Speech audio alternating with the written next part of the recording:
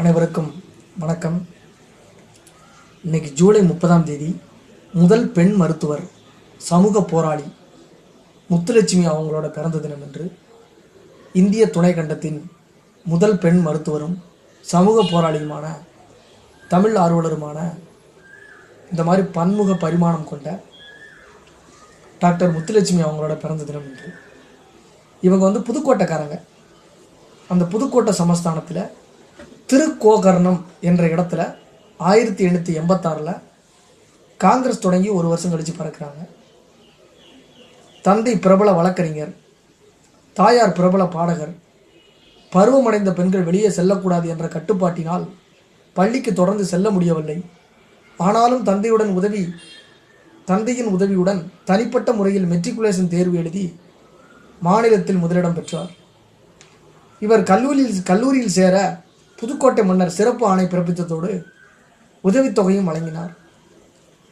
எதையும் தடைக்கற்களாக எடுத்துக்கொள்ளாமல் படிப்பதற்காக ஏற்ற இந்த அசாதாரண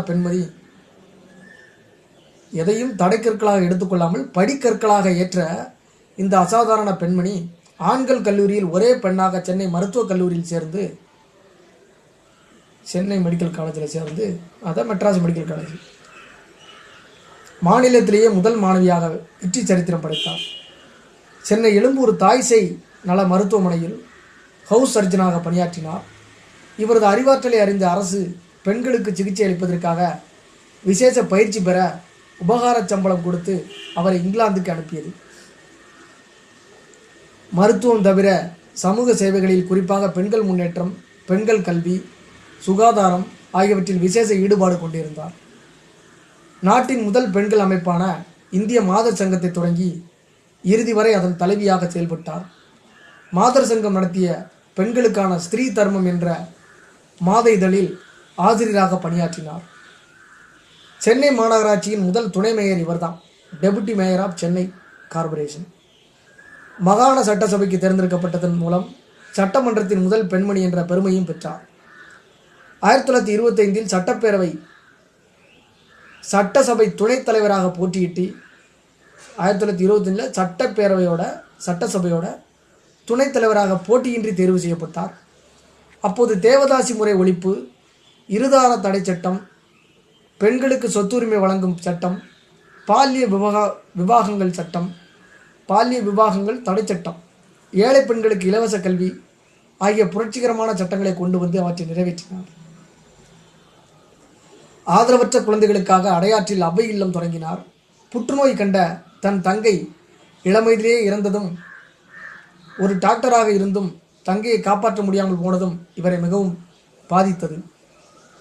இந்த துயரம் மற்றவர்களுக்கும் ஏற்படக்கூடாது என்பதால் 1925 லண்டன் சென்ற இவர் செல்சியா மருத்துவமனையில் தாய்சேய் மருத்துவ ஆராய்ச்சியும், ராயல் புற்றுநோய் மருத்துவமனையில் புற்றுநோய் ஆராய்ச்சிகளையும் மேற்கொண்டார்.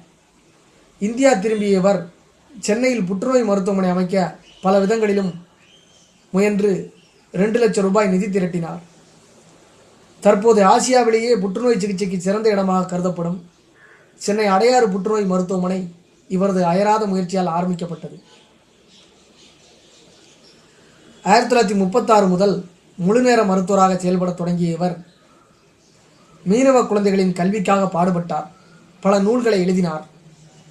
ஈடு இணையற்ற சமூக சேவைகளுக்காக பத்மபூஷன் விருது உட்பட பல விருதுகளும் கௌரவங்களும் பெற்றார். மகத்தான சமூக சேவையும், தலைசிறந்த மருத்துவரும், பெண்களின் முன்னேற்றத்திற்காக பாடுபட்டவருமான முத்துலட்சுமி 1968 82 வயசில் காலமானார். இன்னைக்கு ஜூலை 30 புதன்கிழமை 2025 ஒரு முக்கியமான ஒரு நன்னாள். மாபெரும் ஒரு பெண் ஆளுமை. புதுக்கோட்டையில் பிறந்தவங்க. புதுக்கோட்டை ஒவ்வொரு மாவட்டத்துக்கும் ஒரு முக்கியமான நிகழ்வு இருக்கும், ஒவ்வொரு ஊருக்குமே ஒரு முக்கியமான விஷயங்கள் இருக்கும். அது மாதிரி புதுக்கோட்டை மாவட்டத்தில் திருக்கோகர்ணத்தில் பிறந்தவர் இந்த முதல் பெண் மருத்துவர், சமூக போராளி, தமிழ் ஆர்வலர், தேவதாசி முறை ஒழிப்புக்காக பாடுபட்டவங்க, பெண்களுக்கு சொத்துரிமை வழங்குவதற்காக பாடுபட்டவங்க. அவங்கள சந்தித்த மகிழ்ச்சியோட இந்த நன்னாளாம் பொன்னாள் புதன்கிழமை ஜூலை 30 புதன்கிழமை நிறைவு பெறுகிறது. நன்றி, வணக்கம்.